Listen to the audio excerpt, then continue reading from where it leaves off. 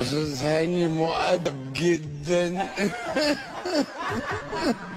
فدايما بيقول حاجات مؤدبة. فاكرك مؤدبة.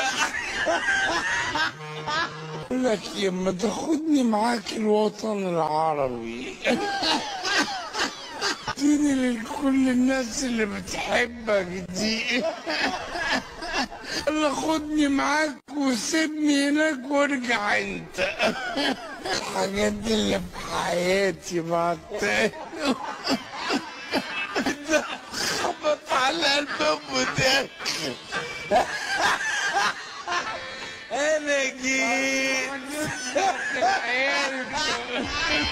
بصراحة شديدة وانا بغني انا حاولت اغني زي احمد. والله بوظ نفسي. لا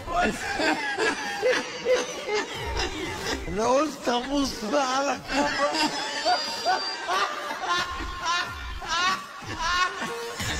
تخيل مش عارف ارجع.